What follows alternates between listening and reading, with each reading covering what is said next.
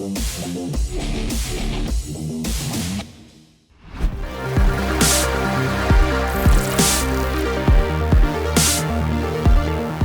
Sobat Juara, saya Jamilo. Sekarang saya sedang berada di Kudus dan saya punya kesempatan emas untuk bisa berkunjung dan mengintip para atlet binaan PB Jarum, tepatnya atlet binaan U11. Nah, kalau ngomongin tentang badminton, kira-kira nama-nama besar yang sudah mengharumkan Indonesia di dunia badminton, sebut saja ada Tantowi Ahmad, ada Liliana Natsir, ada Mas Sigit Budiarto, ada juga Kevin Sanjaya. Lalu bagaimana para atlet muda ini dibina oleh PB Jarum untuk bisa menjadi juara?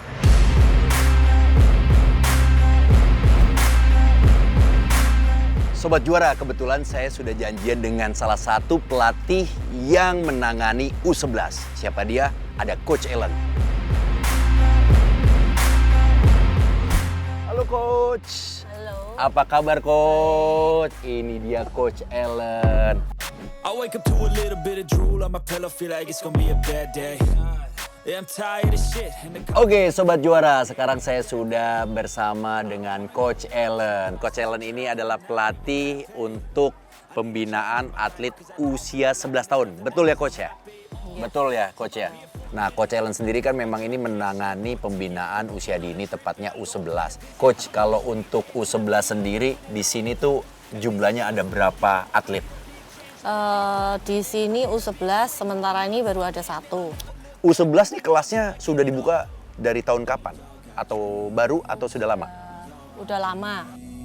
Coach, boleh nggak nih di-share atau dibagi ceritanya kepada teman-teman Sobat Juara, gimana tuh kalau misalnya punya anak, terus punya bakat di badminton, usianya masih sangat muda, dan mungkin juga biasanya anaknya jago main badmintonnya, tapi orang tuanya masih tetap nggak mau untuk ngelepasin anaknya total terjun ke badminton. Biasanya sih kebanyakan orang tua itu lebih ke anaknya, gimana anaknya maunya gimana, itu terserah anaknya. Beberapa ada sih 1-2 yang memang, oh jangan dulu masih kecil sayang. Cuman kan untuk masuk ke PB Jarum nih khususnya yang memang kasih beasiswa full, itu kan kesempatan sekali dikasih kan, kalau kelewat sayang gitu. Sayang ya. Jadi beasiswanya kan termasuk semuanya, dari latihan, fasilitas asrama, terus di sini juga masih anak-anak masih sekolah, jadi sayang gitu, dan free, jadi sayang kalau memang nggak dilepas untuk masuk ke Jarum.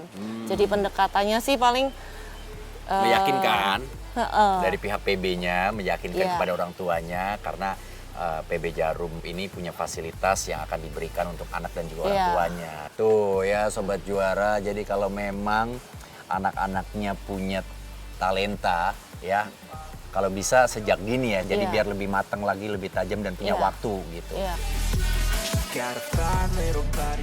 Coach, kalau ngomongin tentang latihan, kurikulum dan juga metode latihan apa saja yang diberikan kepada atlet usia 11 tahun?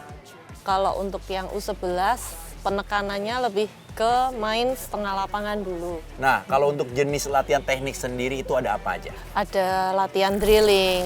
Drilling itu sama bola banyak. Bola banyak. Ya, kita yang ngumpanin mereka berapa bola, 15 bola kali 10, 15 bola kali berapa. Gitu. Nah, itu drilling tuh namanya. Oke. Kalau terus tujuannya untuk apa tuh?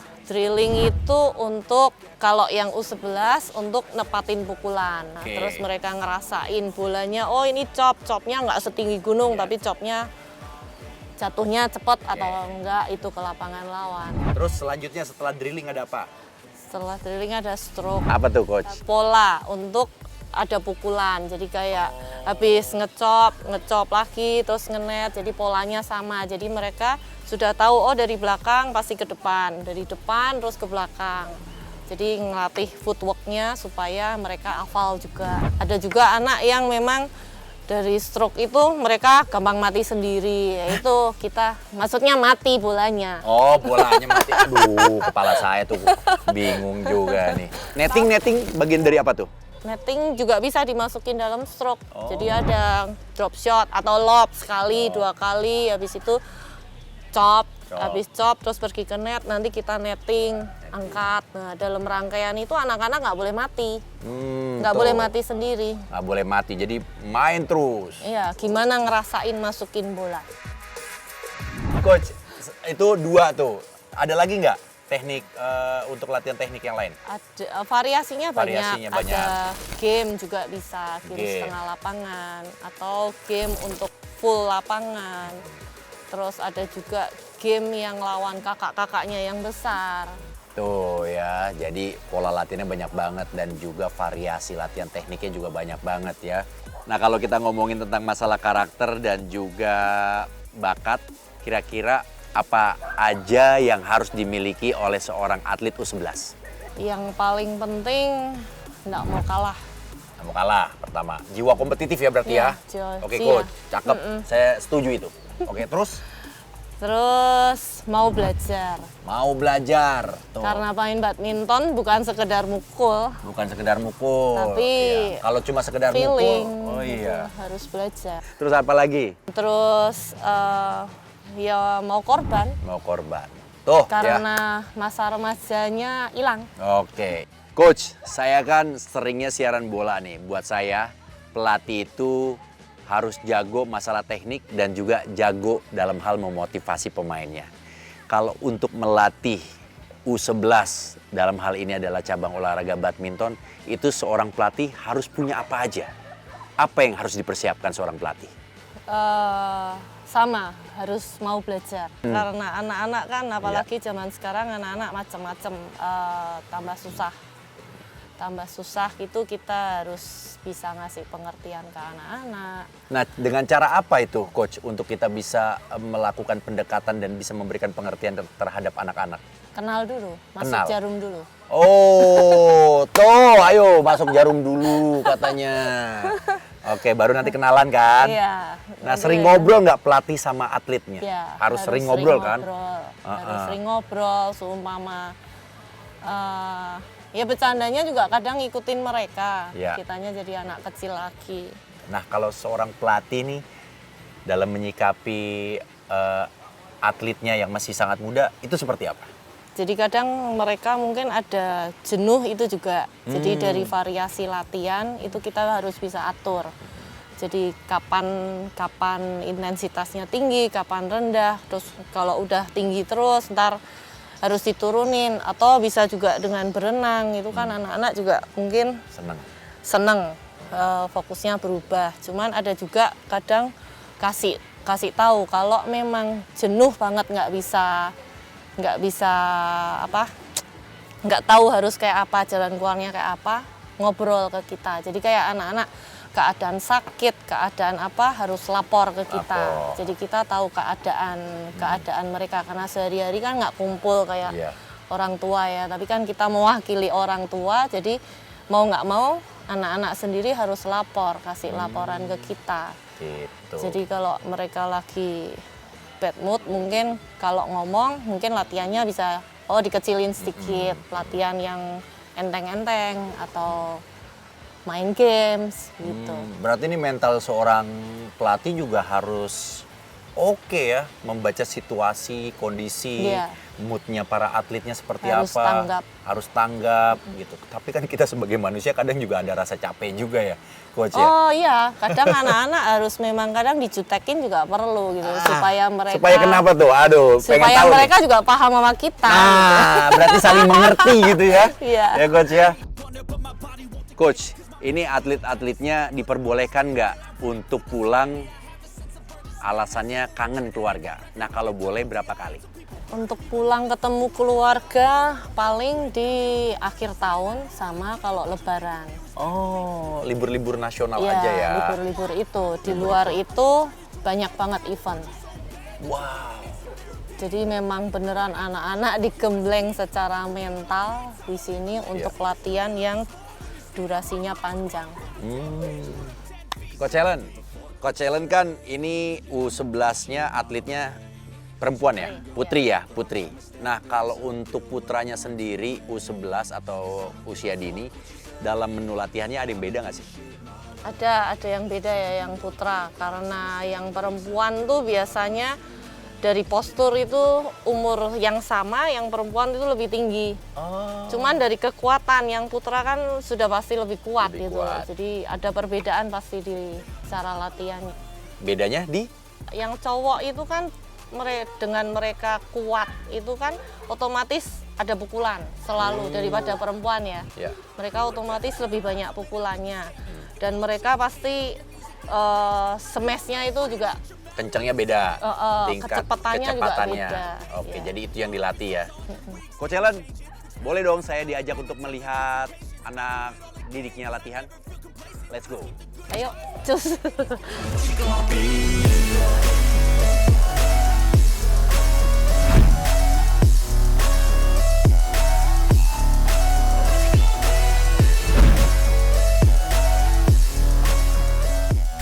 Oke, Sobat Juara, kita sudah ada di Gor Jati, PB Jarum. Ya, betul. Ini ada berapa lapangan di sini?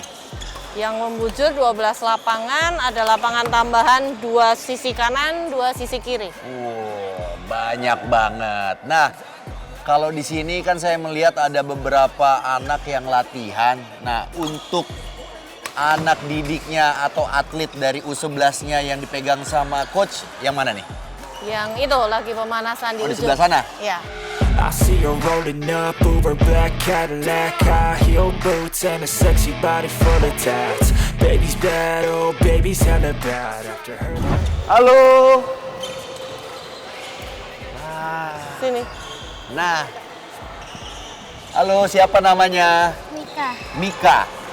Mika, nama panjangnya? Mika Rifka Kasalang. Need her touching me, cause she got a bad little waist, and we tearing down this place. Mika nih sekarang usianya berapa tahun? 10. 10 tahun ya. Boleh main nggak Leh, sama Kak Jamilo? Boleh? Boleh ya? Cobain yuk. Asik.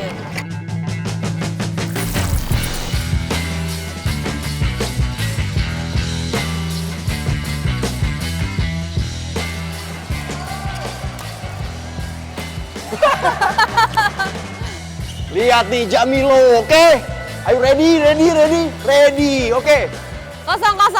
Kosong.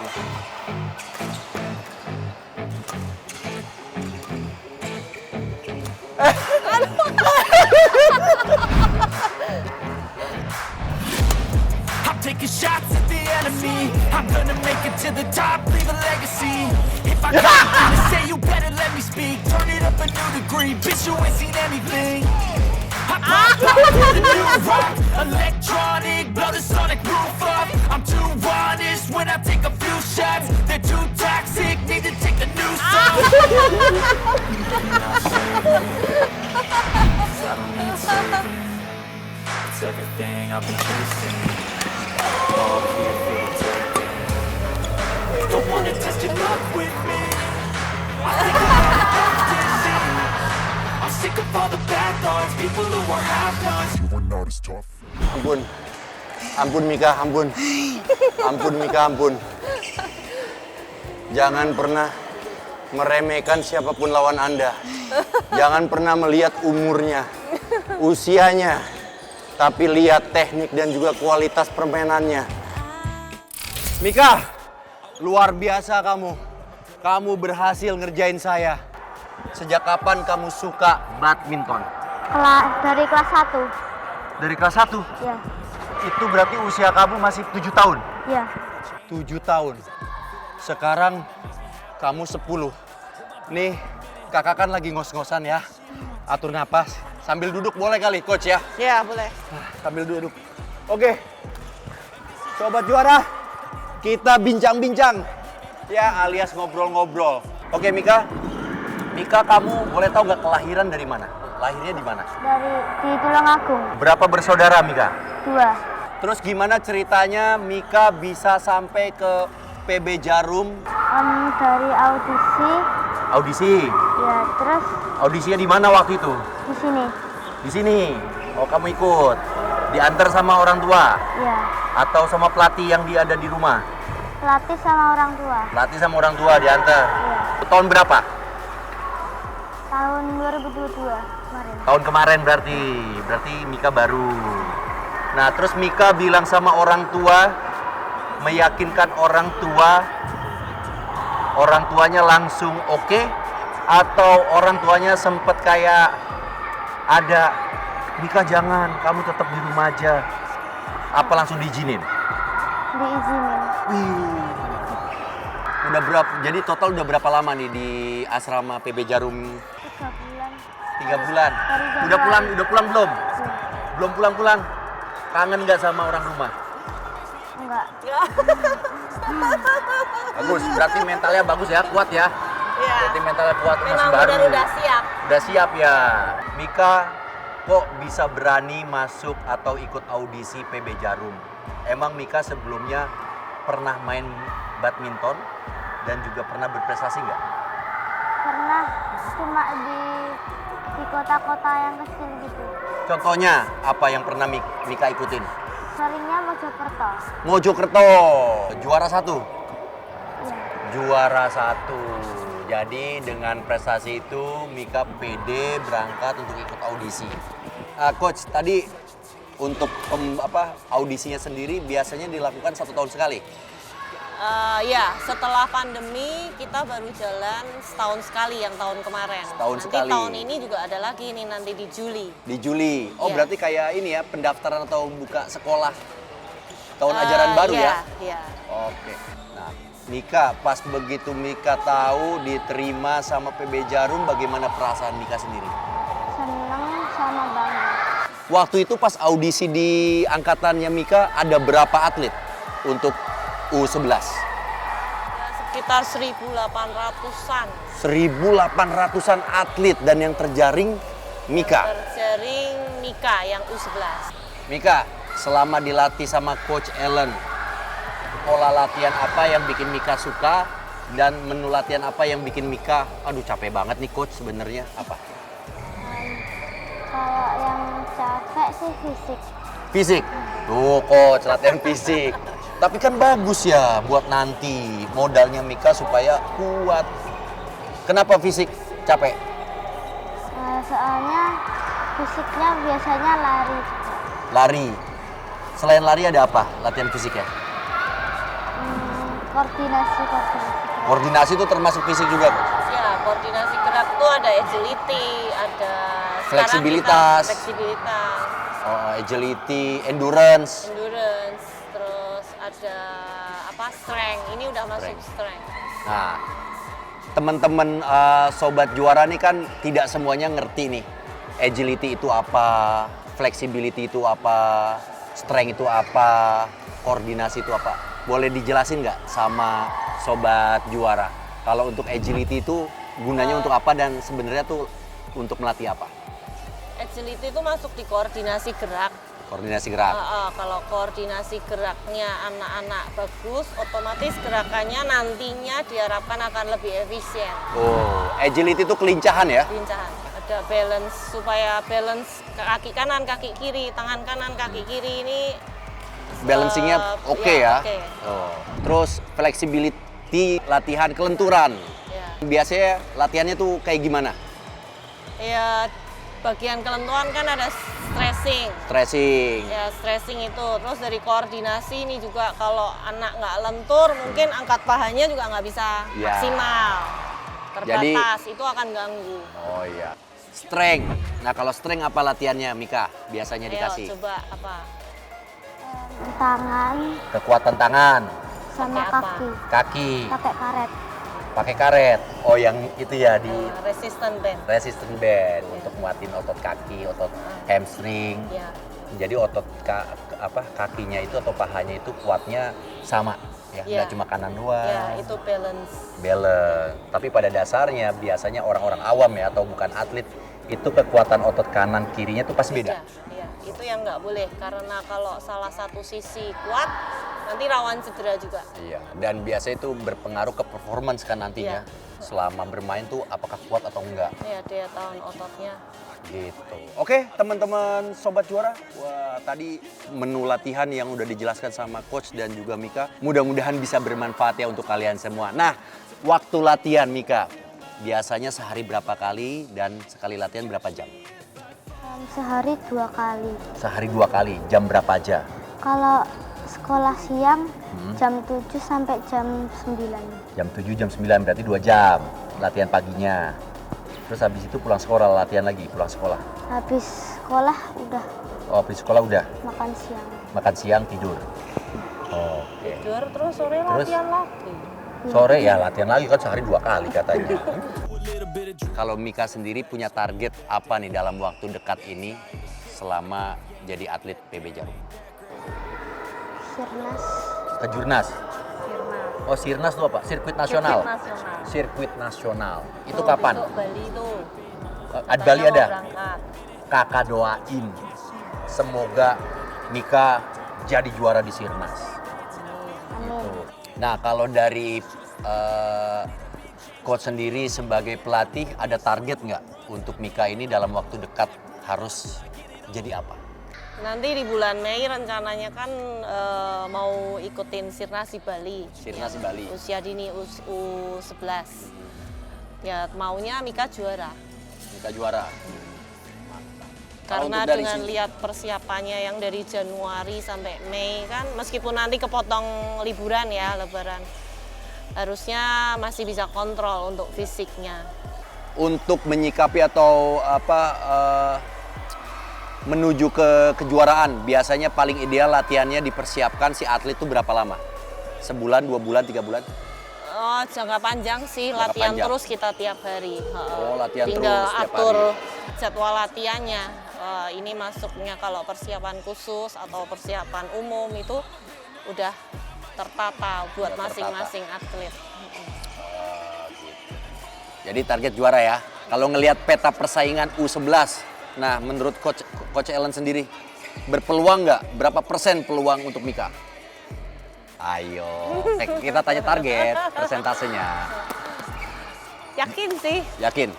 yakin. 75% lah. Harus Harusnya yakin, yakin. Iya. Mika, tinggal jauh dari orang tua, terus udah berani melangkah gitu keluar rumah dan ngambil keputusan, oke, saya harus jadi atlet. Berat nggak sih?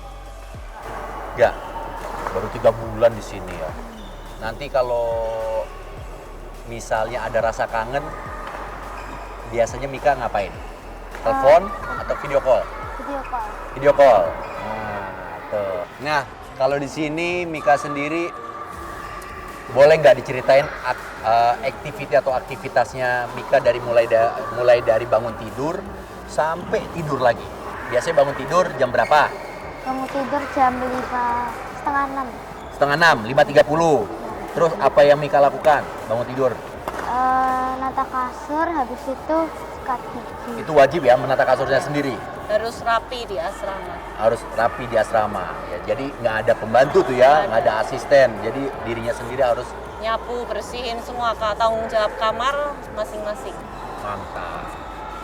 Kalau boleh tahu, atlet favorit Mika siapa? Akane Yamaguchi sih. Akane Yamaguchi Akane Yamaguchi. dari Jepang. Oh, kenapa kamu suka Yamaguchi? Soalnya meskipun pendek tapi tetap lincah. Kalau untuk Indonesia sendiri, favoritnya Mika siapa? Indonesianya Ripka sih. Dipka. Pemain ganda di Ganda. Platnas. Atlet kita juga. Mungkin Sobat Juara ada pertanyaan-pertanyaan yang pengen kalian sampaikan. Jangan lupa langsung aja tulis di kolom komentar ya. Mungkin juga ada masukan atau apa nanti. Siapa tahu Ibnu Jamil diundang lagi sama PB Jarum untuk kita ngulik-ngulik lagi, kita ngobrol-ngobrol lagi, kita bertanding lagi ya. Oke Mika, terima kasih ya. Semoga Mika bisa menjadi apa yang Mika inginkan. Semoga Mika bisa menikmati semua proses latihan yang diberikan oleh PB Jarum dan juga bisa bersinergi dengan pelatihnya, dengan seluruh teman-temannya juga dan bisa menikmati perjalanan karir dari seorang atlet seperti Mika. Coach, terima kasih ya sama-sama. informasinya, kesempatannya akhirnya Sobat Juara, saya benar-benar mengajak diri saya sendiri pribadi dan juga Sobat Juara untuk mengintip ya, dan juga berkunjung ke PB Jarum. Nah, sekarang saya mau ngintip latihan atlet U13. Latihannya lebih berat atau sama aja sama Mika? Lebih berat. Lebih berat. Penasaran kan seperti apa? Ikutin saya terus. Jangan lupa like, komen, dan subscribe. And we tearing down this place off the liquor that we chase. Casamigos to the face, baby, I don't need no space. Coming closer for a taste, and I'll show you how I make everything just fade away. Cause she's like sex, drugs,